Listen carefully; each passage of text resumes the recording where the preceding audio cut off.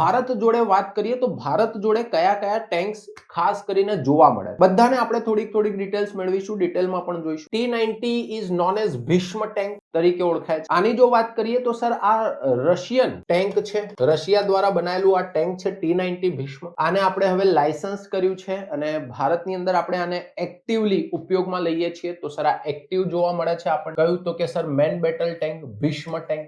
ત્યારબાદ આવે છે T-72. T-72 ની વાત કરીએ તો it is Ajay, right. Russia દ્વારા અગેન આને બનાવવામાં આવેલું છે. તો સર આ પણ રશિયન બિલ્ટ ટેન્ક છે.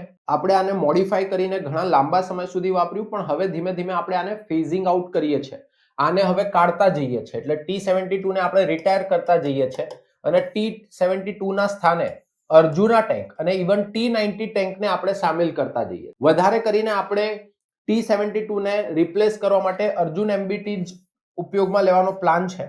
પરંતુ અર્જુન MBT જે છે એનું પ્રોડક્શન થોડુંક સ્લો ચાલી રહ્યું છે અત્યારે, એટલે T-90 ને આપણે એની જગ્યાએ ઉપયોગ કરતા હોઈએ છીએ. બટ પ્લાનિંગ એવું છે કે જેટલા પણ T-72 છે એને ફેઝ આઉટ કરીશું એટલે કે ગ્રેજ્યુઅલી થોડા કરીને એમને કાઢીને અર્જુન MBT ને આપણે લાવીશું. એટલા માટે જ અહીંયા શબ્દ વાપર્યો છે લિમિટેડ ઇન્ડક્શન કરેલું છે, એટલે કે હજી ધીમે ધીમે આપણે એને ઇન્ક્લુડ કરતા જઈ રહ્યા છીએ. કોને? તો કે sir the Arjun MK1A. Arjun MK1A ની વાત કરીએ તો સર આ જે છે આ અર્જુન MBT માંથી જ બનાવેલું એનું વેરિયન્ટ છે, થોડાક એડવાન્સ વર્ઝન છે. અગેન આ બંને અર્જુન MBT અને અર્જુન MK1A બંને ઇન્ડિયા દ્વારા એટલે કે આપણે પોતે બનાવેલા ટેન્ક્સ છે.